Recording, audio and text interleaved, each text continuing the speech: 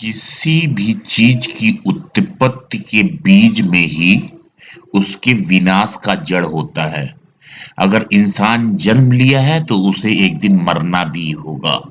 ठीक उसी प्रकार से अगर इस्लाम ने जन्म लिया है तो उसकी मृत्यु निश्चित है। लेकिन उसकी मृत्यु कैसे निश्चित कर सकते हैं?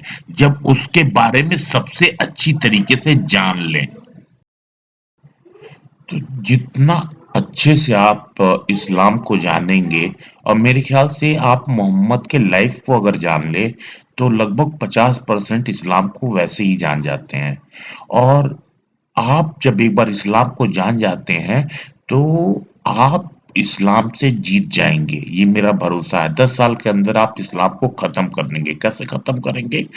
जैसे अब नमाज ही है। नमाज में ये बोला जाता है कि सिर्फ अल्लाह की पूजा हो सकती है। भारत एक सेकुलर देश है, वो यहाँ पे सिर्फ अल्लाह की पूजा कैसे हो सकती है? उस पे आप एक मुकदमा डाल दो। मुकदमा डाल दो।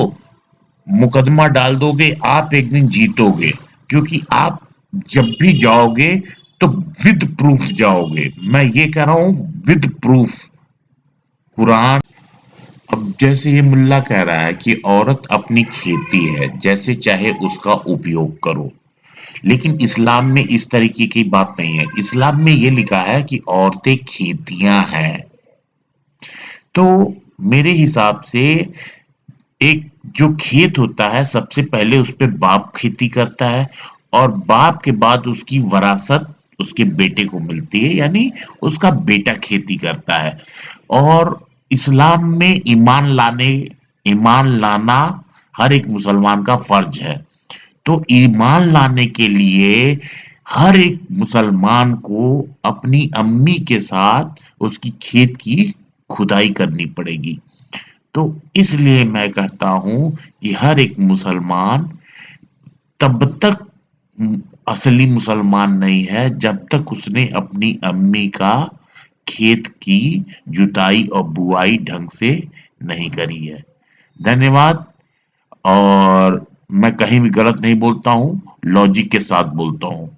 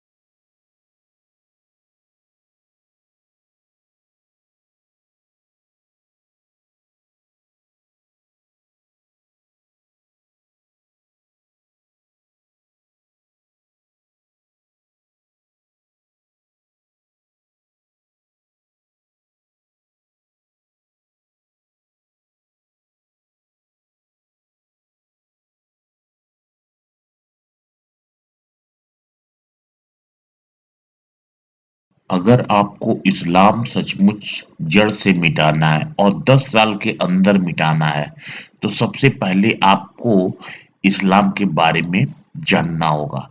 और मैं तो कहता हूँ सबसे पहले आप मोहम्मद की जीवनी पढ़ें।